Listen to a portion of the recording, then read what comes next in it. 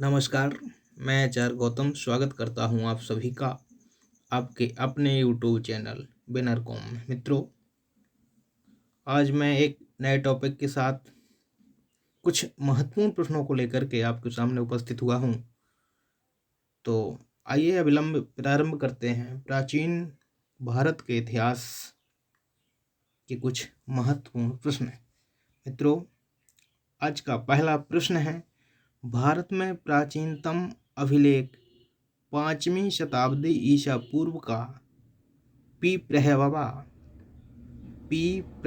का कलश लेख जो पाया गया है, कहाँ से पाया गया है? 4 विकल्प आपके सामने हैं। झारखंड में, छत्तीसगढ़ में, उत्तराखंड में या उत्तर प्रदेश में। तो इसका सही जवाब दोस्तों होगा उत्तर प्रदेश। डी विकल्प इसका राइट आंसर होगा। नेक्स्ट प्रश्न, अभिलेख में मुख्यतः उपलब्धियां हुई हैं। अभिलेखों से जो मुख्यतः उपलब्धियां प्राप्त हुई हैं वो कौन कौन सी हैं, उसके बारे में आपको बताना है। जो अभिलेख थे उनसे हमें कौन कौन सी महत्वपूर्ण जानकारी मिलती है वो इसमें पूछा गया है। तो ए विकल्प में है वंशावलियों का ज्ञान एवं उत्तराधिकार का क्रम एवं सम्राटों की शासनावधि एवं तिथि का क्रम निर्धारण, और डी है उपर्युक्त सभी। तो इसका सही जवाब है डी उपर्युक्त सभी। पढ़ते हैं नेक्स्ट प्रश्न की ओर। प्रश्न नंबर 3, शक शासक ऊष्मदत्त के दान का वर्णन मिलता है। जी हाँ मित्रों, जो शक शासक था उसके दान का वर्णन हमें किस अभिलेख से मिलता है? नासिक अभिलेख से, मथुरा अभिलेख में, प्रयाग स्तंभ अभिलेख में या उपर्युक्त में से कोई नहीं। तो इसका सही जवाब होगा ए नासिक अभिलेख में।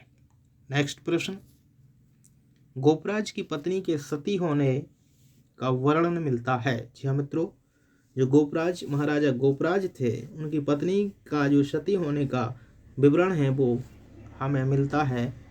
तो उसका सही जवाब है सी विकल्प। इसमें ये गलत टाइप हो गया है, ये किरण नहीं है, ये एरण अभिलेख है। एरण, तो एरण अभिलेख से जानकारी मिलती है। एरण इसका सही जवाब है। नेक्स्ट प्रश्न,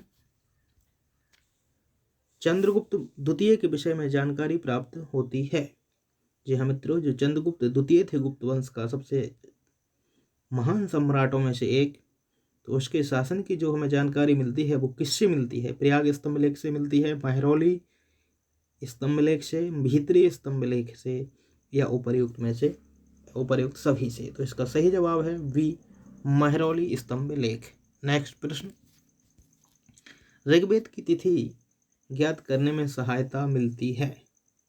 तो इसका सही जवाब है, मैं विकल्प नहीं पढ़ रहा हूँ, सीधा जो सही जवाब है उसी पर बात करते हुए आगे बढ़ते हैं। तो इसका सही जवाब है बोगज कोई अभिलेख। सी विकल्प इसका सही जवाब होगा। नेक्स्ट प्रश्न, अगला प्रश्न,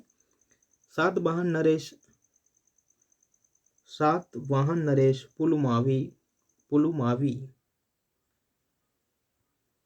पुलुमावी का संबंध था। तो इसका सही जवाब है नासिक अभिलेख गुहालेख से। यह मित्रों नासिक गुहालेख से इसका संबंध था। तो डी विकल्प इसका सही जवाब है। नेक्स्ट प्रश्न है, गुर्जर प्रतिहार शासकों के विषय में महत्वपूर्ण सूचनाएं प्रदान करने वाला अभिलेख है। तो गुर्जर प्रतिहार जो शासक थे उसका जो अभिलेख है जिनसे उनकी जानकारी मिलती है वो है ग्वालियर अभिलेख। तो बी विकल्प इसका सही जवाब है। नेक्स्ट प्रश्न, हर्ष एवं पुलकेशन द्वितीय के बीच युद्ध का विवरण प्राप्त होता है। तो इसका सही जवाब है एहोल अभिलेख, यानी बी विकल्प इसका सही जवाब होगा। बी विकल्प इसका सही जवाब है। नेक्स्ट प्रश्न, अगला प्रश्न है, महरौली अभिलेख किस राज्य की सैनिक उपलब्धियों का वर्णन करता है? तो इसका सही जवाब है सी चंद्रगुप्त द्वितीय। अगला प्रश्न है, पतंजलि के महाभाष्य, जी हाँ ये महाभाष्य है, महाभाष्य पतंजलि का महाभाष्य जो है, पतंजलि का महाभाष्य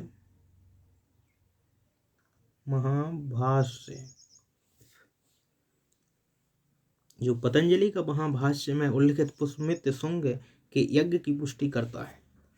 पतंजलि जो एक बहुत बड़े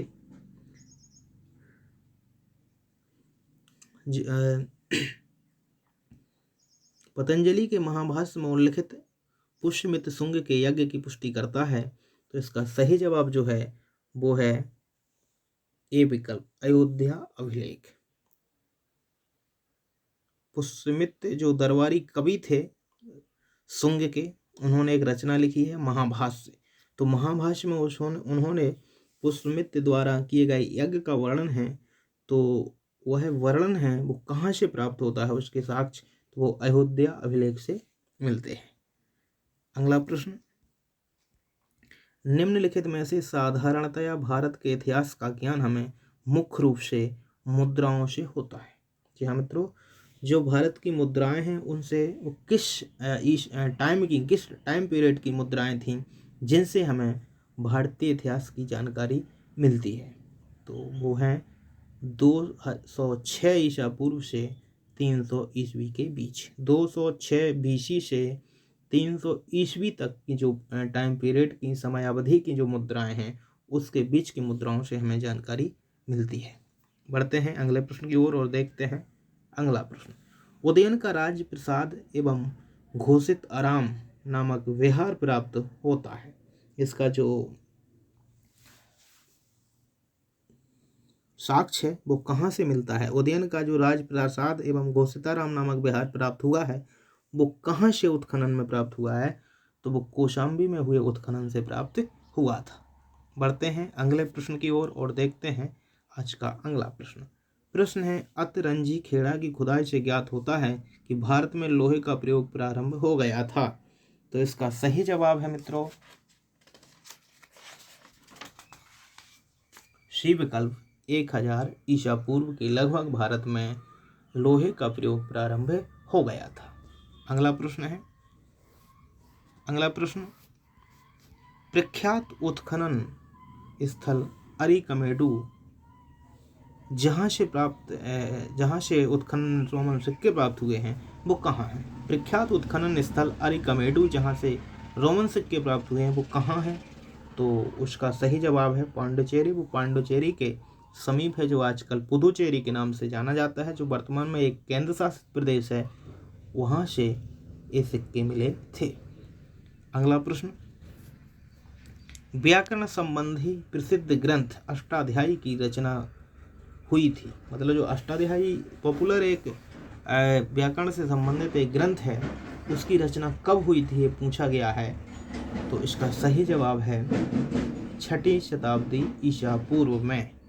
जी हाँ मित्रों, 6ठी शताब्दी ईसा पूर्व में इसकी रचना हुई थी।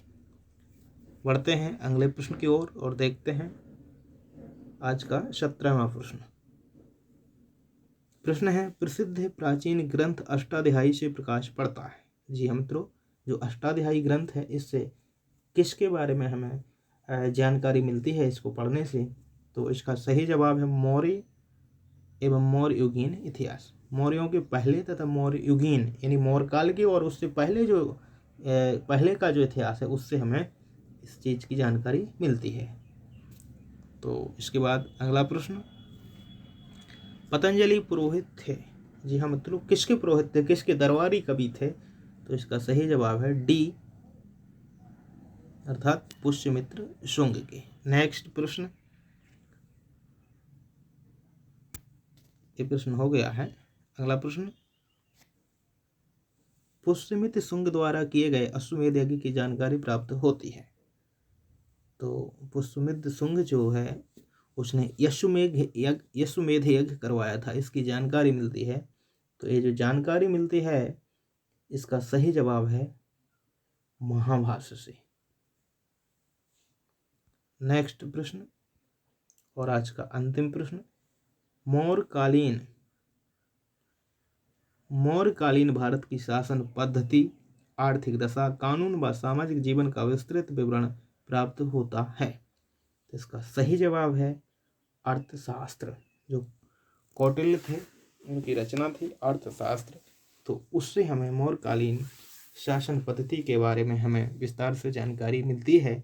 अर्थशास्त्र जो चंद्रगुप्त मौर्य के प्रधानमंत्री थे या एक कहें गुरु थे, कौटिल्य उनकी रचना है जो राज व्यवस्था पर विस्तार से लिखी गई है। तो उससे हमें जानकारी मिलती है। मित्रों, ये महत्वपूर्ण प्रश्न है, प्राचीन भारतीय इतिहास के हैं।